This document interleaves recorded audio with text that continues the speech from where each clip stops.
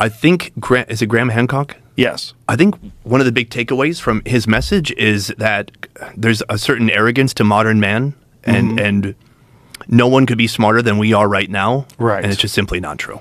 Well, you know the whole theory behind what he's promoting. It's actually based on this thing called the Younger Dryas impact theory.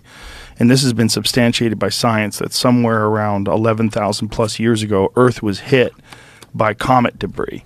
And this is substantiated by levels of iridium that is very common in space but very rare on Earth, a sheet of it across the world at that certain time period when they do core samples of the Earth, and nanodiamonds that also indicate impacts that are all throughout Europe, the immediate melting of the polar ice caps, the ice caps rather on North America, and all the ensuing destruction that came from that, the extinction of 65% of all megafauna almost instantaneously. It's really, really fascinating stuff. But what he believes is that there was a massive natural catastrophe due to Earth getting hit. And this is all backed up by legitimate researchers and scientists, and a man named Randall Carlson, who's absolutely fantastic and really fascinating, in-depth understanding of this impact theory. And that human beings were essentially knocked back into the Stone Age.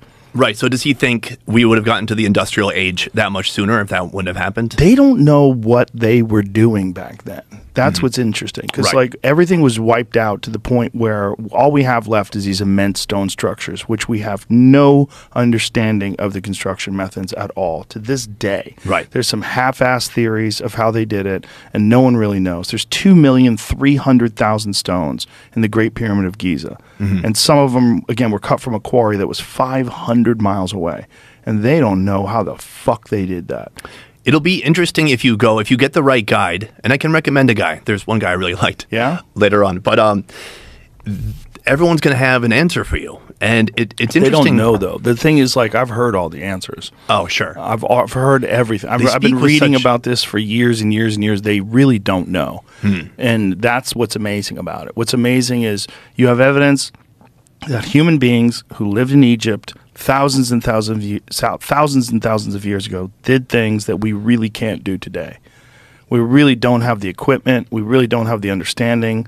I mean, if you're off by a little bit with each individual stone, by the time you get to the top, it doesn't meet upright. Right. And they just nailed it. They nailed it to the point where they have these immense stones. You can't even get a razor blade in between them. I mean, incredible construction.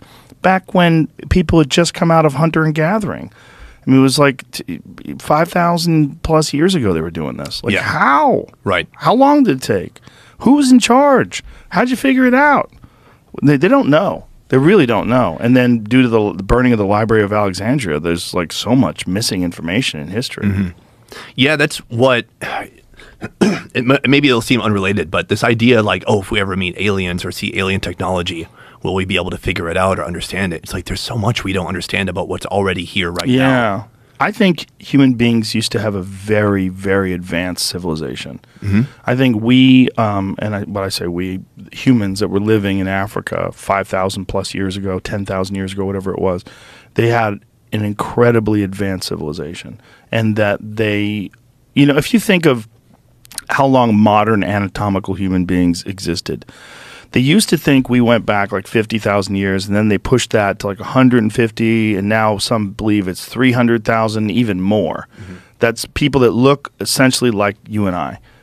If you gave those people time, if you look at like, go back from the Romans, go back 2,000 years ago to today, what an insane amount of progress has taken place in 2,000 years. In 2,000 years, they've gone from slaughtering people with swords and bows and arrows and catapults to making incredible videos like you made with a fucking iPhone. A little tiny thing that slides into your pocket easily.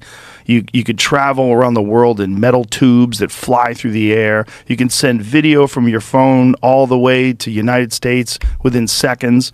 I mean, it's amazing just in 2,000 years. Right. So if these anatomical human beings existed 200,000 years ago, and they had enough time and enough agriculture and enough food and resources to develop incredibly complex, really advanced technology that's dissimilar from the advanced technology that we have today. We like to think of advanced technology as only involving internal combustion engines and silicon chips, but what if they developed something on a totally different path, just developed it to this level that we can't possibly comprehend? What if they had 10, 20,000 years to do that?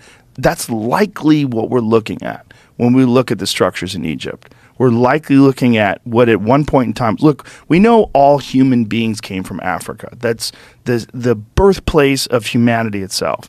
And then the most complex structures that have ever been created also are in Africa. So if you would imagine that those people had been given enough time, whether it's 20,000, 30,000 years, to evolve these technologies, and then boom, hit by giant rocks from the sky and millions of people are killed. The people that are left live a barbaric existence for thousands of years and then relearn civilization and it starts from scratch. That's what Graham Hancock is talking about. Yeah. That's what Randall Carlson is talking about. That's what John Anthony West was talking about while he was alive, who has an amazing series called Magical Egypt. It's a multi-part DVD series that details like the incredible complexities of the structures and how they related to the cosmos and magic stuff. Just amazing, amazing stuff. That's what I think probably happened. Obviously, I'm not an expert, but what I'm talking to these people, that makes the most sense when you look at the immense amount of data that points to this Younger Dryas impact theory. And it's not like some loony theory. It's a theory that's embraced by cosmologists, and they know exactly the meteor storm that the comet storm that we pass through every November, and I believe it's every June as well. And that, you know, you could see the meteor showers in the sky.